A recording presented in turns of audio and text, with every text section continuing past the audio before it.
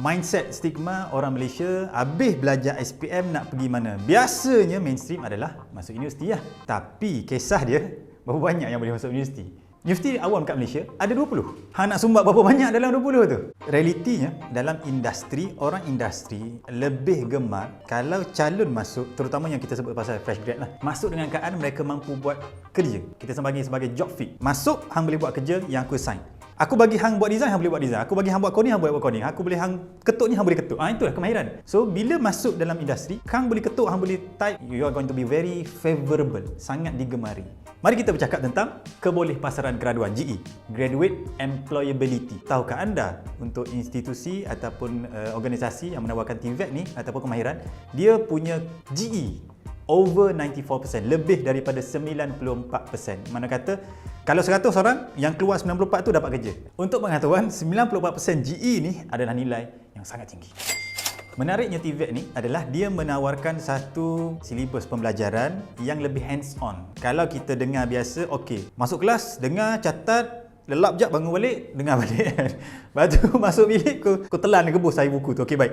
Kalau kita bukan jenis macam tu, TVET lebih sesuai sebab dia menawarkan yang lebih hands-on. Kau kena masuk bengkel, kena buat praktikal.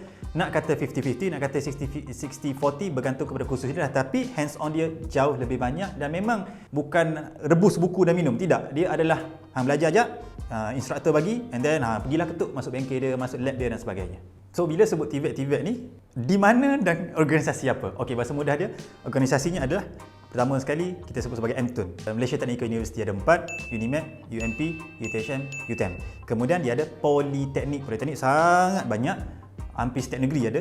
Kemudian lagi banyak ada college community. So, ini adalah ekosistem environment TVET. Apa yang ditawarkan? Yang ditawarkan adalah kali Universiti MTUN dia ada sampai ke tahap PhD, Master, Degree, Diploma. Politeknik dia tawarkan Degree, Diploma. Kalau college community dia tawarkan sijil dan juga pembelajaran sepanjang hayat. Macam mana pembelajaran sepanjang hayat ni adalah dia tawarkan kursus-kursus pendek. Betapa pendek? Satu hari ada dapat dah. Contoh macam mana? Contoh adalah aku belajar gunting rambut, masak, hiasan, spa, MUA, makeup. So, benda itu adalah kemahiran. Belajar sehari, 2 hari, 3 hari, 4 hari, tengok pada package dia. Dan terus dah dapat kemahiran, pengiktirafan untuk bekerja masuk industri. MTVET adalah majlis TVET negara yang dipengerusikan oleh Perdana Menteri. Kita kena faham, kalau Perdana Menteri jadi kepala untuk satu mesyuarat ke jawatan kuasa, benda itu penting.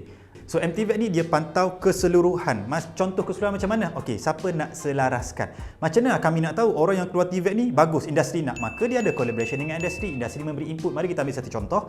PISAS, Politeknik Sultan Azlan Shah. Dia jadi hub untuk otomotif. Apa maksud hub otomotif? Organisasi yang berkaitan TVET, berkaitan otomotif akan jadikan dia sebagai rujukan, jadi perbincangan dan juga industri akan bagi input kat situ. So, bila ada satu tempat industri bagi kat sini, okey, dia akan sebarkan. Okey, industri perlukan sistem A, industri perlukan teknik A, industri perlukan orang pandai bidang A. Maka dia akan selaraskan. So, that's why dia akan jadi cantik dan graduan tu akan dapat benda yang up to date, latest. Katalah 2 tahun, 5 tahun lagi industri cakap kami nak orang yang pandai TikTok, contoh, kena joget TikTok. Maka dia pun keluarkan. Tapi contoh.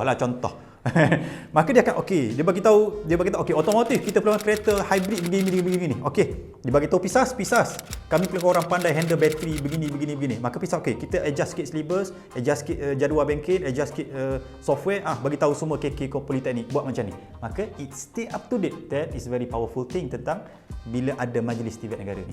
Cuk, kena faham. Aku cerita TVET ni bukan nak dump yang kita belajar IPT semua tu, tak. Kita kena faham. Sekarang kita bercakap tentang opportunity yang baru, yang lebih besar dan menjadi hala tuju baru.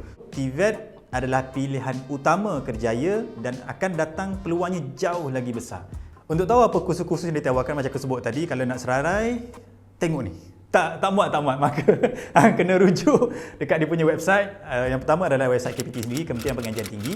Yang kedua adalah Jabatan Pendidikan Politeknik dan College Community. So, rujuk dua website ini untuk tahu list lengkap apa yang kena dengan hang, apa yang sesuai, nak pilih yang mana.